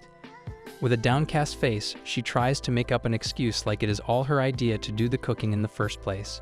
Yuta, ever the voice of reason, has no plans to budge at this time and lays out the new terms and conditions for the princess. He states that rules are pretty solid from here on out, but reality can sometimes shake it up a little. For today, he outlines her mission for today, which is not to go on her usual cooking spree, but to sleep like there's no day tomorrow. He isn't letting her get out of this one, as she doesn't look like herself at all today. He makes a good statement that her sleeping at 6 o'clock is pretty unusual even for her. Thus, unusual circumstances call for unusual sleep calls, so she better hit her nap. She admits to running short on sleep, which is why Yuta thinks she deserves this treatment now. Walking to the table, he spills that she has the right to take a seat on this chair. Hence, Blondie gives in to being spoilt by Yuta today. Further on, he asks if she would want a brown crispy grilled ham with toast. Saki expresses that she would love to have it. She patiently sits and waits for him to make her breakfast, lost in the window. A few minutes later, he asks if she would like to have some warm milk before catching a nap. She excuses that it's still summer, asking why she should get warm. Yuta sets her mind at peace that it would help her sleep better with AC on. After that, he serves Saki and himself a nice breakfast that surprises her to an extent. So she draws a butter heart, places her ham like him, and digs in for this little treat. Passing her the spoon, she takes a sip of warm milk. This brings a sweet smile to her face to get this special treatment. Now seeing that, Yuta gets a sip of his warm milk and quietly finishes his meal with a lot of thoughts in his mind. His thought chain hits a sudden bump when Saki blurts out that she now wants to go to the pool, blinking a few times as he tries to process it. Then he smiles a little to hear this good news. Now finally, she will get her fun time of summer break. Throwing a wrench in the works, she sort of reminds him that they both got work that day. This definitely pops his balloon when she spills that this pool party is just the day after tomorrow. However, Yuta will not let the work thing come in the way of her fun. Now that she is willing to let some fun out, he won't let the work thing cast a shadow on their plans. Thus, he gives the idea of exchanging shifts with other workers. Filled with positive vibes, Yuta thinks they totally got this one as they have nothing to worry about. The other day, Yuta tries asking if Saki is comfortable under the heat, but she mumbles that the breeze helps. Walking out together, she confronts him with an apology for showing her bad mood at work when he was helping Shiori out. She decides to come clean and forward as she is done keeping secrets. From now on, she hopes to be out in the open, not hiding stuff. Thus, she demands to know if these two are dating. Then he better spit it out right now. He denies these strange accusations, asking what made her think that. Saki, surprisingly acting weird, asks him to drop that now. Walking ahead, she shares that she thinks Shiori is a really great girl. Packing all the good stuff like kindness, beauty, and a good sense of humor, she asks herself loudly why she is promoting her. He can't help but burst out laughing at her sudden honesty. She suddenly mutters that this all might leave an impact on you, so she better shut up. Hearing her apology note, he asks her to quit saying sorry this much. Dumbfounded at the signal, he blames his wacky brain for taking her bike on a walk or something, especially when they are walking together anyway. After hearing that he just did this one out of habit, she cackles with a sweet laugh at his stupidity. With the green signal, she mutters that this will be fun as they cross the road together. On Sunday, August 6th, at the beach, the breeze feels super good as Taichi shouts at Yuta to stop him from running. Quietly, Saki listens to the tape of Yuta's childhood, playing with his dad on the beach. She hears how much young Yuta wants her mother to check this place out. In it, he hoped to go here with his mom, and he wanted to go to the pool. Playing with the aquarium, Saki knows that Yuta has a pretty neutral mindset with everyone, except she has seen how differently he treats her, trying hard always to get along with her difficult personality. Never judging her for her actions, Saki notices that the lost fool always appreciates the efforts she makes to hide away from people. Also, she feels like he totally gets her. Trying to put it the best way, Saki desires to know him better. Moreover, she wants to understand him as well. Hence, she admits that she is attracted to Yuta Asamura. Not to mention, Blondie has figured this clumsy dude pays his hard attention to every little detail. Saki recalls the time that his psychic powers, or, as per se, his quick thinking made him search for the book she was looking for at least 10 minutes. However, hearing how Shiori would have found it quicker from his mouth troubled her so much. She realizes she is acting like a small-minded loser. On the day the AC broke out, Saki remembers Yuta asking if she was up for Maya's pool plan. She doesn't want to recall how badly she reacted that night, not to mention she probably hit the edge, believing she better not waste time playing. Saki totally remembers losing her cool on him and flying off the handle when he asked about Maya's pool thing again. She dismissed his response, being all red about it. She couldn't believe herself for spouting that anger out on him later. In her defense, she just did not want to hear another word about it. All she knows is that she sounded like a spoiled kid throwing a tantrum. Further on, Saki had it worse that day, getting forced by the universe to face those awful thoughts, especially bumping into Yuta and Shiori that day like that. She couldn't help but admire Shiori's long, gorgeous hair, which totally suited Yuta's modest style. Riding the train, she wonders like a lost fool if Yuta likes girls with long, pretty hair. She sighs in relief that her hair is long too, but her cracked brain snaps some senses as she asks herself what she is even thinking. After dinner, Saki saw Yuta patiently bringing up that pool talk again. She can't stand it anymore, as she has to pay attention to studying more. She doesn't know why he is concerned about such a thing. Seeing that look, she remembers seeing it somewhere at the time of middle school. The time when Akiko wanted to take her to the beach. Not being able to afford that, Saki spotted that same disappointing look on her face when she made excuses about the test to drop that beach idea. Although she didn't want her mother to miss a day of work because of her, now she sees a glimpse of her mom and Taichi together at the beach. She is playing like a kid beside Yuta, as this makes her feel lighter somehow. After pondering hard on this, she somehow finds the urge to go to the pool with him. The next day, Saki is riding the bus beside Maya when a memory rolls in her brain.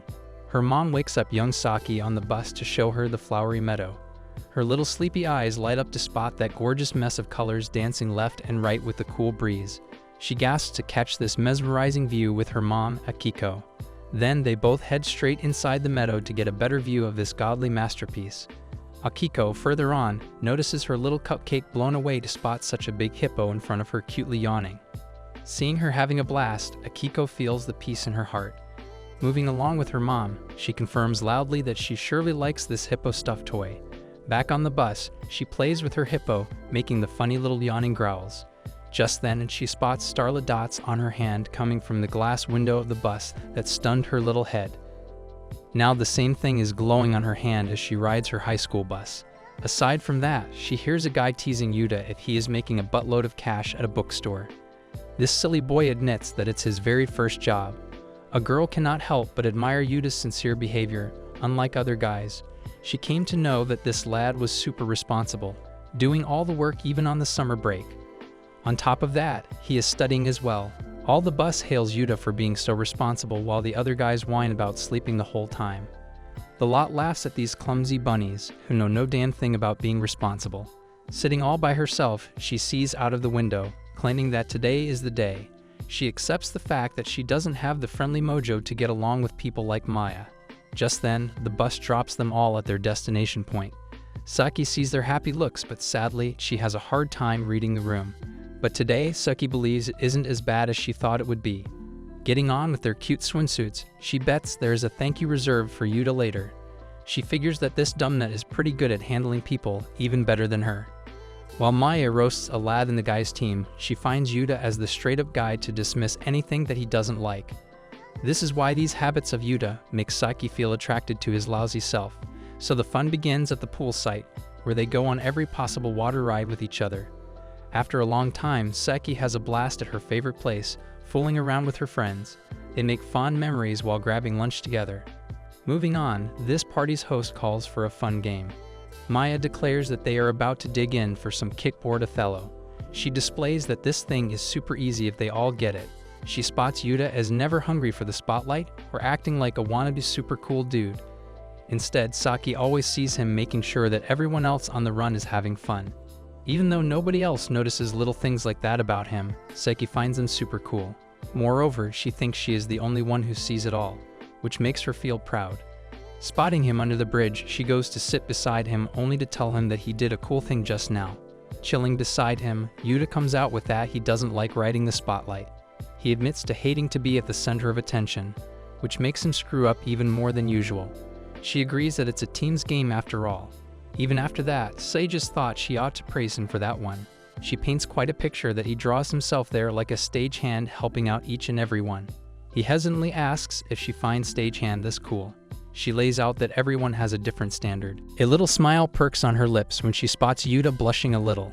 A sense of serenity fills the air as the cool breeze hits the surface of the water in Saki's hair.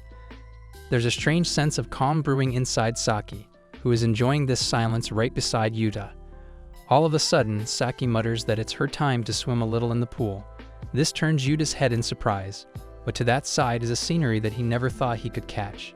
He sees Saki in the brightest glow with a big smile perking on her lips as she stretches her limbs. From there on, Saki hops in to have a good time with her friends in the pool. Yuta from afar continues to watch this lively version of Saki laughing like a little kid while tossing the volleyball on the other side. His jaw drops to experience such a heavenly giggle. Out of the blue, a slideshow of Saki's dazzling smiles and laughter plays in his mind as he watches her going ballistic with others in the pool. That's where he admits that he likes her. Back on the train, Yuta notices the truth that he has never been great around girls in his life. And for that, he blames this flaw on his parents, probably due to what went on between them. Yuta is starting to think his brain has turned to see the relationships between men and women in a pretty cynical view. On top of that, he thinks that for this reason, he has never fallen in love with anyone until now. On top of that, this new feeling is sort of strange even for Yuta, as he takes a look at Saki chatting with girls over there. Well, Yuta brings himself to see this emotion that everyone talks so heavily about being scary but totally amazing. He wonders how this all can creep up over him like this without prior notice, while Maya runs into him and sweetly asks Yuta to get her phone number now. He takes a glimpse at Saki waiting patiently on the other side. He still cannot fully get the strange part that, of all people, it has to be her. He argues with himself that she is his little stepsister, but she is also her classmate, Saki Ayase. Walking home with Yuta, Saki points out the fact that Maya and him have gotten really close recently. On that, he remembers that he owed her a thank you for inviting them to the pool party. Not to mention that Rocking Girl really planned a great time, as they had a blast there. She rambles about Maya being this really incredible or more like a great force of nature that carries events so well. Suddenly, he hears Saki's thank you. She mutters that Maya is her friend and she likes hearing good tidbits about her and how others appreciate her unique style. Moving on, Yuta would like to know if Saki had a fun time at the pool. Without a doubt, Saki gives a flat yes that she did, thanks to him. All of a sudden, Saki comes to a halt, looking down at the ground while Yuta wonders what went wrong now. There, she tells the tale of her kiddish heart loving the swimming pool fun in her childhood. Knowing the circumstances, she reveals that she has not had this much fun swimming in ages. So for this one, she gives in to admit that it all was really fun. Thus, she feels over the moon that she listened to him and decided to come to this event. Before Yuta mutters anything, sudden bonds of colors wrap around the sky. These two are starstruck to see such a blunt burst of fireworks before their eyes. Yuta spills that this just scared his little heart to miss a few beats. Although Saki strangely remembers spotting some people in Yukata today. While watching this dance of fiery colors, Saki states that she finds him incredibly thoughtful. She confesses to having been admiring him. She suddenly thinks that this is the perfect chance to spill it all out. Hence, she describes how his hidden skill is to figure out how hard people are trying, which is super cool. Not to mention, Saki has started to see Yuta like a bright sun in her life, looking so cool to her. A bolt from the blue, she spills the beans that he is a great big brother. A momentary silence makes Saki think she stunned this poor guy for some reason. But this silly girl rambles on about this dude always taking care of her, no matter what, and going out of his way too. As for that, Saki thinks he really does perform the real brother duty, which makes her feel that she can totally trust him. Without a doubt, Yuta is grateful to see Saki feeling this way. Even then, Saki giggles that it's all still pretty weird for them. With his internal monologue, our dude gets a rocking hit that jolts his mind back into his senses when he hears her call him big brother. Now it all makes sense to him that her super friendly behavior and praises were nothing but all for her new brother. Not to mention, she totally relies on him now as they have gotten closer than before. In the meantime, he hates the fact that his wacky brain got the wrong idea and set out to break all their rules. For now, this lousy moron doesn't know with which face he should go home now. On the other hand, Saki hoped that Yuta didn't spot her hands shivering like they were blow dryers or something. Thus, she convinces her mind to believe this harsh truth that they are nothing but step-siblings. Besides that, her mind circles around this thought that if ever Yuta happens to like her that way, she asks herself if she would dump those feelings down. Slamming her door shut, she bets his one step forward to her would be enough for her to fall apart. On Friday, August 28th, Akiko tells Saki that she took a day off from work. Taichi asks Akiko if Yuta, like a sleepy snob, is still having a sleep fest on the bed. Akiko suggests to Taichi that they better let the poor guy catch some good sleep. Meanwhile, Taichi asks if Saki has some work plans today as well. Turns out that Blondie has today and yesterday off from work, so clearly she and Yuta have nothing to do yet. This excites Akiko that they all finally have the chance to spend some time together like a family. Seeing Akiko and her cheery self after a long time, Saki can't help but grin in the corner of the kitchen while pouring some tea. She only wishes her mother had her fair share of happy moments to make up for all the hard times she faced up until now. And for that, Saki bets it is better to shove these feelings locked away in the dark corners of her heart. Ever so concerned, Blondie doesn't want to ruin their parents' newfound love and happiness for having a full family. She desires not to trouble the heart of Yuta with this. Just then, she sets out and stares at this gorgeous view of dark clouds and the cool breeze that is gushing through her hair. Throwing something in the pool, she only wishes that no one figure out what she truly feels deep inside.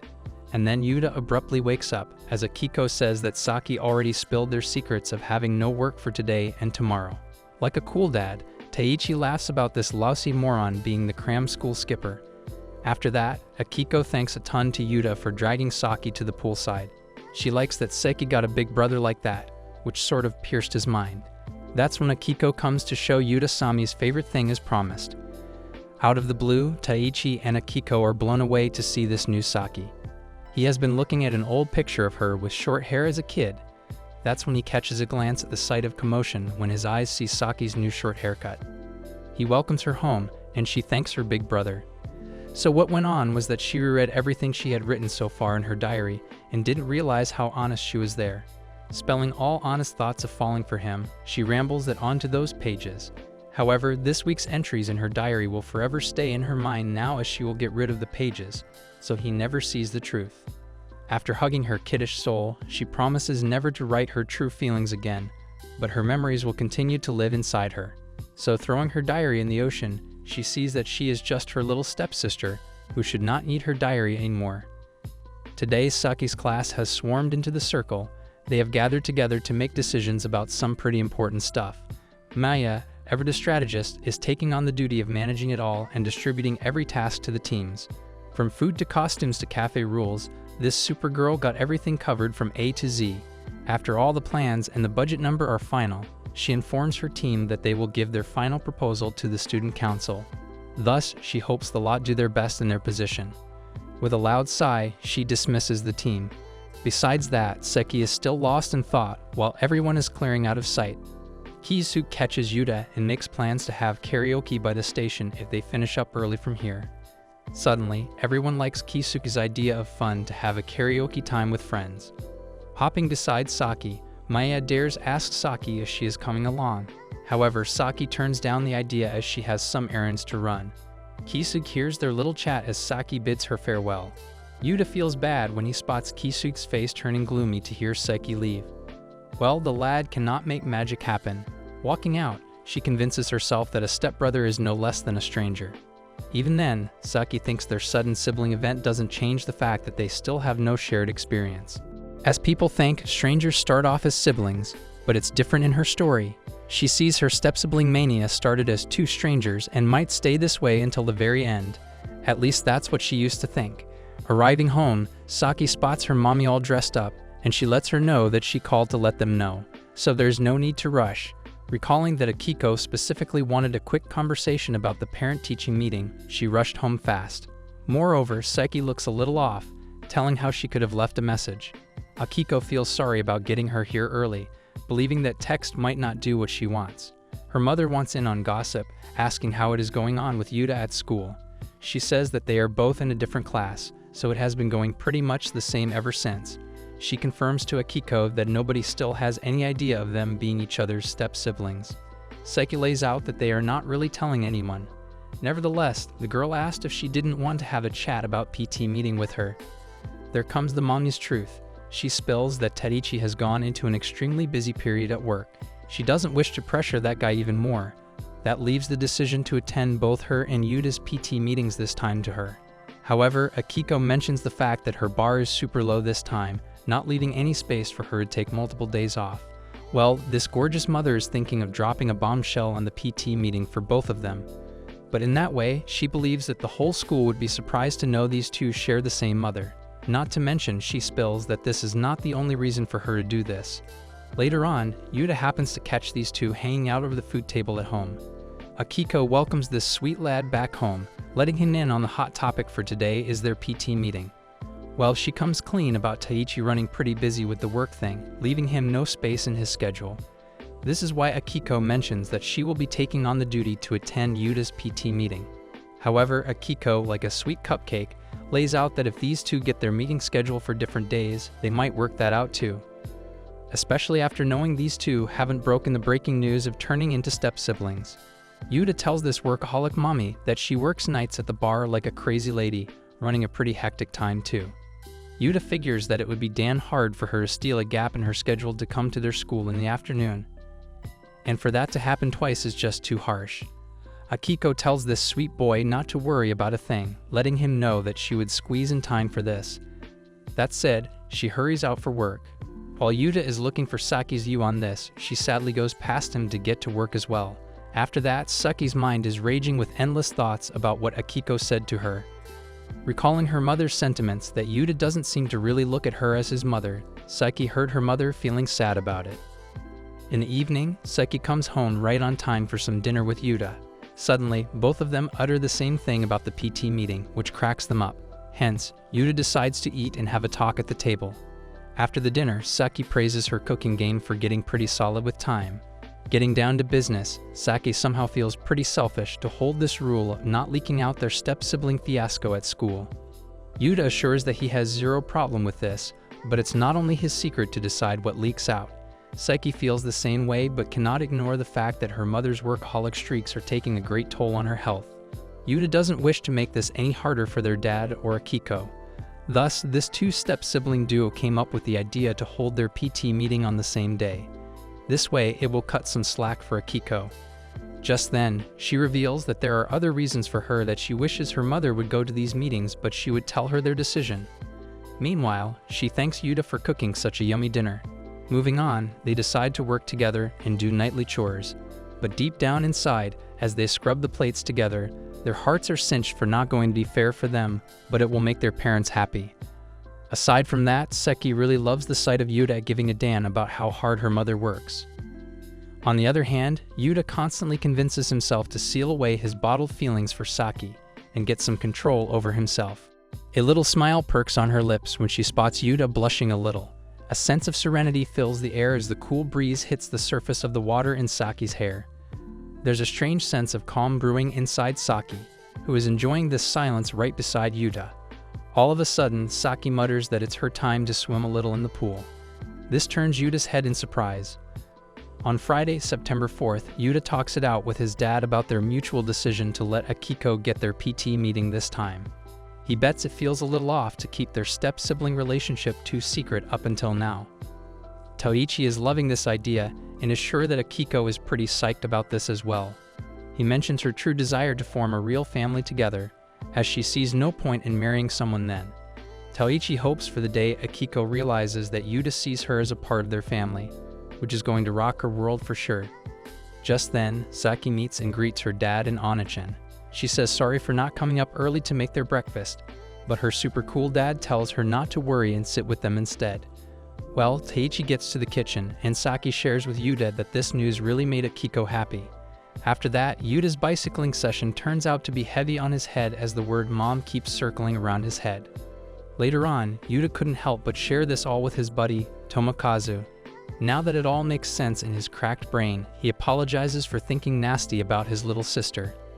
Tomokazu blurts out that he totally knew at heart that Yuta had a thing for Saki. But with the way things are flowing, Tomokazu thinks it's a good view even as siblings. In the class, Maya is trying out different foods and signing new deals to share her secret family recipes. Suddenly, she hears Kesu planning for a hangout later this month. He bets that they better check out bowling after checking everyone's free schedule. Without further ado, Maya asks Saki's thoughts on this. She wants to know what it will be like this time, study or work. With a sad face, she lays out that she doesn't seem to have any shifts lately, and she only studies on her days off. Well, now Maya is scratching her head to figure out what they should do now. Kisuk pitches the idea of hosting a study group session at the library or somewhere else. Maya gambles this idea with her place, Meows, as her parents take out her brothers all the time. With a round of applause and thank yous to this great force of nature, she settles that it also works for Saki. While Yuta prepares to head out, he hears Maya's class scrambling like a noisy group of circus clowns coming down the stairs. After spotting Saki giggling with her class, Yuta quietly heads out. At the bookstore, Shiori has already figured something looks a little off about this moron. She forced this idiot to vomit out what is troubling his wacky head, or else he could snuggle his head in her pretty bosom. She teases him about missing little Seki, but Yuta clears up that she is his stepsister only.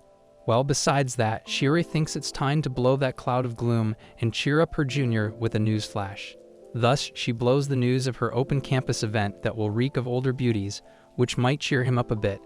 With a sour face, he asks if she goes to an all-girls college, and she happily gives a firm yes. While at Shibuya Center, Yuta has another surprising run-in with a short-haired girl from his summer cram school. He mentions attending only on weekends now, so she introduces herself as Fujinami Kao. After telling him her name is related to sailing on the boat, she leaves so she doesn't bother him while working. Later at night, Taichi exquisitely loves this miso soup made by Saki. He bets Yuta is going to lick his fingers. Like a happy daughter, she goes on to fill her dad's second filling. After that, she blows, dries her hair, and gets out. A sudden flash of pool memory melts in her mind when they both had a sweet time. Seeing him working this late, she prepares his dinner and sets it on the food table, leaving a note that this is for her big brother. According to her plans, Saki feels like she shouldn't do such a thing. However, she wonders if her keeping distance idea might break the ties she worked so hard to make. Thus, she really doesn't wish to go that far, especially as this will be much tougher than the time when they were total strangers. Holding her head down as Yuta heads home, her only concern is if she will wind up regretting how things turned out for them. Now the next day arrives when Taichi suddenly recalls there's something important today, which is their PT meeting. At the food table, Saki asks if her mother wants to grab a bite, and Akiko gives her a flat yes. She slips that she didn't get to eat on her way home, so she can get a good sleep instead, although Taichi worries if Akiko will make it in time if she gets to bed now. Well, she assures the old man that she thinks she can make it but gotta take a look at things once more. Moreover, Akiko confirms Yuta's PT meeting's turn to be exactly at 4:20, while she learns that Saki's turn comes right after, approximately at 4:40. However, the old man feels concerned about his beautiful wife doing this tiresome thing because of his busy schedule. He believes his woman might not be able to get a good sleep after all. Thus, she assures her beloved that she will be up by 2 o'clock, which is totally fine. However, the only issue is that no soul would be lurking at home at the time she wakes up, so that's a bummer. This is where they too schedule their call, so Taichi can help his beloved wife have a good time after she wakes up. Suddenly, Saki barges in to remind Akiko that Taichi has a pile of work as well to take care of. But Taichi lets the little kid know that it's not much of a big deal. So Akiko mutters that she is looking forward to Taichi's noisy wake-up call. Saki can't help but grin at these two for being such a goofy mess. Later on, Yuta bumps into Maya, spilling all the details about his PT meeting coming up today.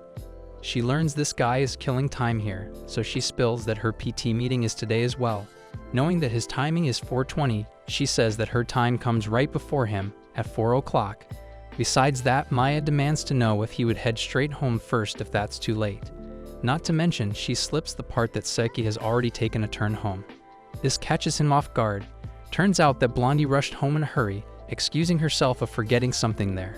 Moreover, she thought she would wake her mommy up just in case so she doesn't miss out on this day.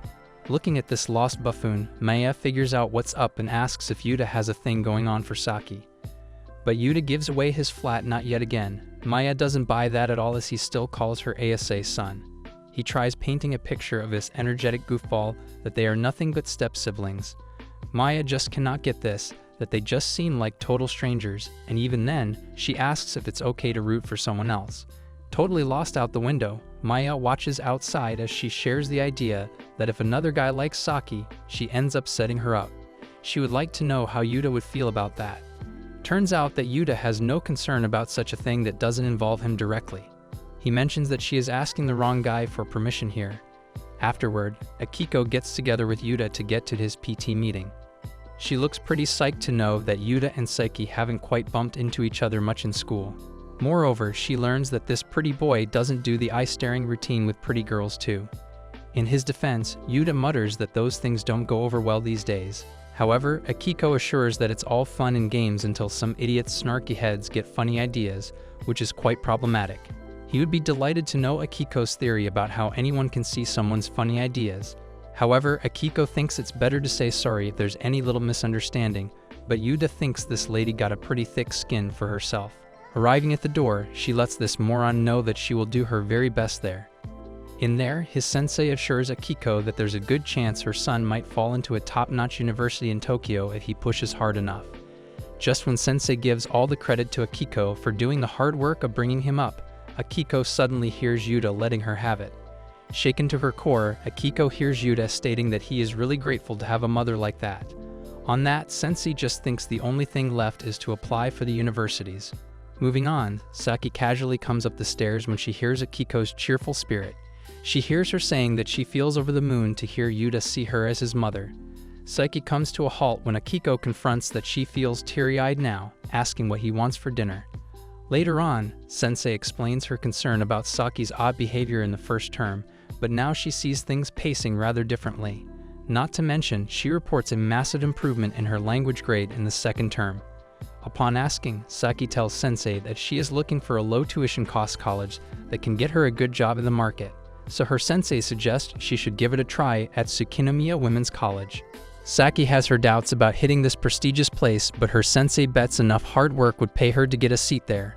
Moreover, she suggests she better give their open campus event a try as well, which is this weekend. Walking home with Akiko, she thinks an appropriate pattern would drive anyone nuts, but Saki spills that she will give the campus a try.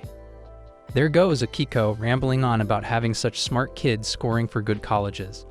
The next day, Saki is totally whacked out to spot Shiori at the open campus event. Turning in here like a surprise totally cheers up Shiori, so she forces a grand tour of her campus for Saki. A sudden intrusion, Shiori's Kudo-sensei comes up to them as Shiori informs them that she is giving the sample lecture on ethics.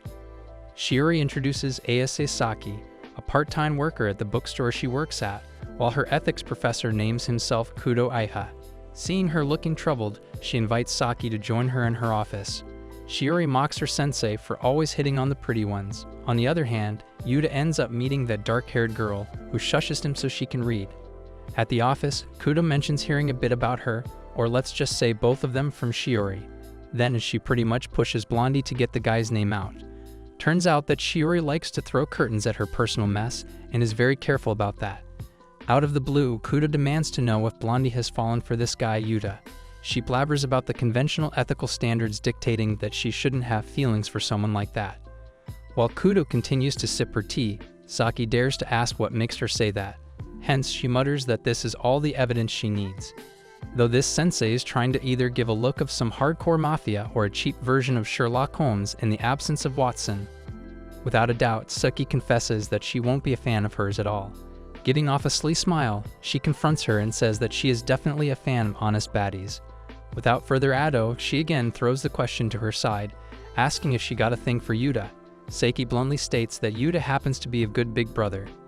This doesn't satisfy Kudo, as she is looking for some other kind of feelings, so she asks if Saki has any lovey-dovey feelings for Yuta. Saki still says that he is her brother, but Kudo points at the fact that he is not related to her, and yet he has been her brother for only 3 short months. Saki confronts that she is really not sure of herself about how things are now, as she looks at the hot tea and biscuits. At Yuta's side, he packs up his bag to leave, but he bumps into Fujinoma on his way to lunch. She asks if he has anything to say to her as he sits next to her. On that subject, Yuta thinks it's nothing really important though. Moving on, she asks where he is grabbing lunch. After knowing he is going to a convenience store, she lights up a smile, saying that they can eat there in the lounge together.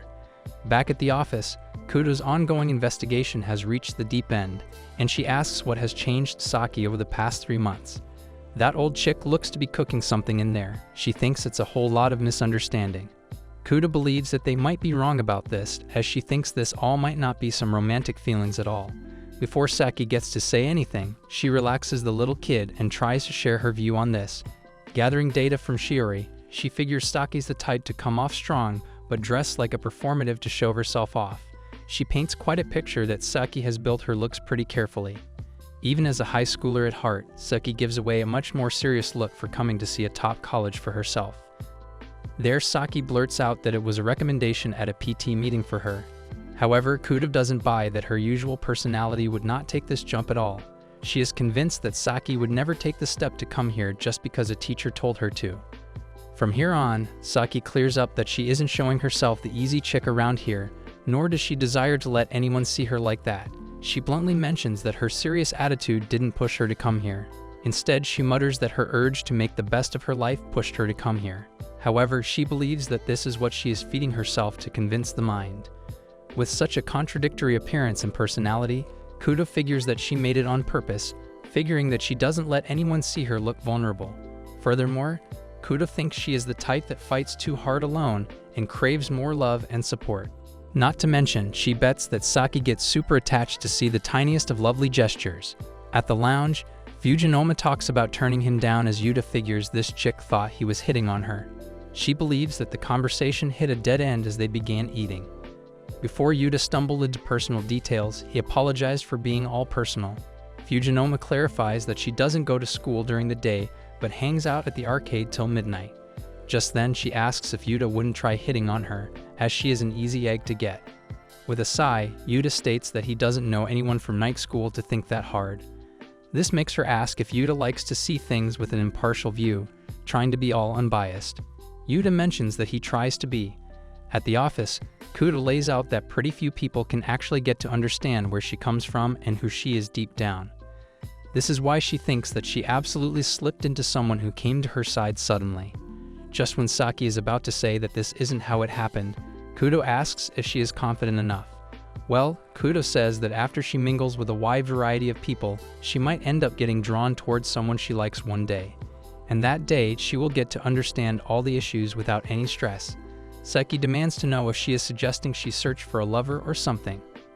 Kudo just thinks that a really bound perspective kills reason or intellect, which Saki totally gets. On the other hand, Kudo thinks if her feelings stay the same even when meeting someone else, she asks Saki just to accept them. She believes that she better cherish those pure feelings, which suddenly makes sense to Saki. So there it goes, Kudo thinks she better not be too stubborn about it either. From there on, Saki gets to do what she came here for, while Yuta walks next to Fujinoma. Upon asking, he mentions having afternoon classes in the evening, but he will hit the lounge in the morning. And that's when she decides to take him to some cheap restaurant she knows nearby for a good lunch. At dinner with Saki, Yuta comes to know Shiora goes to such a hi-fi college. Further on, she mentions running into a weird argument with a weird processor too. However, Yuta only needs to know that she had a good run there.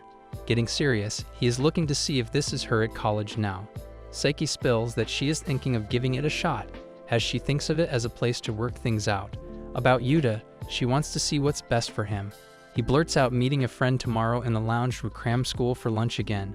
She feels great for her big brother as he passes a contented smile. So Yuta believes this is running pretty well now. He feels good that Seki met someone who made her want to go to college. Besides that, he is glad to have run into a friend from cram school he can talk to.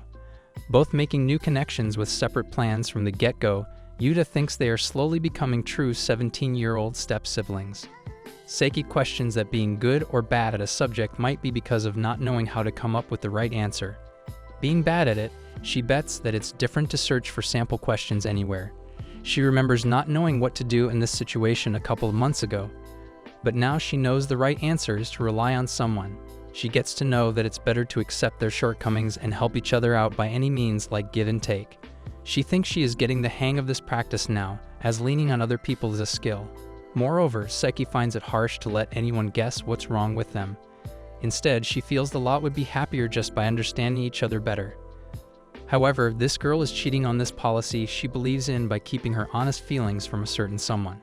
Seeing Kisu carry a heavy bag, Seki suggests there's space in hers if he wants. He thanks her, but he knows she has got enough to carry already. She thinks he is one real gentleman, but Kisuk thinks his little sister might say the opposite. Just then, Yuta spots Saki and Kisuk walking together outside the cheap restaurant Fujinoma took him to. Suddenly, the lad hits an awkward bump when he feels lost seeing Saki there. Saying that he didn't hear her quite right, Fujinoma mutters that she wasn't saying anything to begin with. Moreover, she lets the lad know that there is no need to force a conversation. Not to mention, this chick has already figured the look he gives says that he is running from something. She becomes clear that this very thing she sort of feels familiar with, so it troubled her a bit. Knowing that he didn't have any plans to hit on her or to study, she is convinced that Yuta is hunting for a sanctuary perhaps. This catches him off guard, and Fujinoma thinks that she might need some pudding now. Other than that, she demands to know if his troubling stuff has to do with love. Coming on, taking refuge from another girl surely points at that time to get over the painful experience. Yuta comes out with it that he feels for someone he never should have fallen for, and that, he believes, might end up causing a whole lot of mess if he starts chasing it. He thinks he better erase all of it from his head now, as Fujinoma figures that it sounds serious. Hence, she asks if he has time after cram school, inviting him to come out with her to the town. On the other hand, Seki gets to know something when she hangs around with Kisuk. Turns out that the lad just couldn't hold his feelings in and drops the bombshell on her that he likes her. Rather politely, Saki turns down to Kisuk that she doesn't see him like that. He asks her if she has a crush on someone or is dating someone, but Seki gives him a gentle no. Knowing that he doesn't have a chance, Kisuk swears on not bothering her again, and there he leaves. Suddenly, Hudo's words roll in her head about her feelings staying the same even if meeting an attractive person, and cherishing those true feelings. When coming home, she sees Yuta's text of turning late tonight, with endless thoughts renting in her head in a loop. Somewhere else, Fujinoma shares her thoughts about believing everyone is a living mistake when she notices people around. Knowing the only way to live, she mentions being one of them once in her middle school. Upon asking, she breaks the ice that Yuta sort of reminds her of her old self, which pisses her off. She figures that he never had a woman in his life that he relied on, which shakes him to the core. Which is why she believes that he developed this objective outlook, which is a real gift. He asks if she had it the same way. She gives a flat yes, but mentions losing faith in humanity altogether. After her parents' deaths in middle school and knowing both families were against their marriage, she recalls them mocking the dead for choosing this. No hatred or sadness melted in her body that time, but she only felt like giving up. All of a sudden, she slips that tonight's the harvest moon. This girl thinks it's all a lie when he points at not having any faith in a woman. She recalls feeling the same until her auntie set her straight, who adopted her into her family out of pure love and concern. Though Fujinoma still remembers her words the day she joined her home. She says it like that she better make some peace with her heart, reconcile, and don't ignore the feelings. She recalls seeing that Fujinoma thinks she gave up, but she hasn't truly. Instead, she points out that her faith was just betrayed, and that day Fujinoma cried the whole night thinking about it. Thus, she would like to know if this lad is bottling up his feelings too, to the point of suffocation. But Yuta bets that his feelings are best not to let out. However, she thinks this objective and not expecting attitude of his are two different things, even if he will forget about it after some time. Just then, she bluntly points out that they are simply humans who can't help having expectations, which totally makes sense to him. So she thinks this lad better face his bottle feeling, or else he will end up feeling scared all his life. He argues about not being this selfish, but Fujinoma slams some sense into him that feelings are selfish things anyway. On Monday, September 28th, Yuta brings out that he might have spotted Saki yesterday near his cram school. He asks if she was out shopping or something, to which she gives a firm yes. He mentions noticing her tagging along with a guy who looked like a classmate or something. Saiki says that she was hanging with Kisuke from school, and now it's her time to ask something. Turns out that Blondie is interested in knowing what was up with him coming home late at night. Yuta states that he has been walking around Shibuya with someone he told he went to lunch with. She stops him right there, asking if this is about some girl. After giving a firm yes, Saiki looks to be looking for a little more than that. So Yuta brings up that he ended up talking about all sorts of things. He blurts that he wants to work something out, which Saiki is curious to know. Just then, Yuta drops the massive bombshell over the food table and gets it straight with Saki. He comes out saying that he has some strong feelings for Saki. A momentary silence until this Blondie straight up says it's a lie, but Yuta says otherwise. He mentions that he would never play a joke like that to her. She comes to her senses that Yuta really isn't the type of guy who would play like that. She doesn't expect him to be heartless for making a joke about this. She still wants to confirm if Yuta has such strong feelings for her. It shakes her to her core when Yuta spills that he really likes her. Now this sudden banger is getting all the room pretty much tense as Saki processes this information. She still cannot believe what she is hearing, so she makes sure he isn't saying it as a brother. Thus, Saki wants to confront he means he wants to touch her or feels jealous when he sees her with other guys. Yuta nods that he has those kinds of feelings. Saki asks if siblings can have this sort of feeling too. However, Saki is convinced that someone craving attention from the opposite sex might wound up having feelings like that.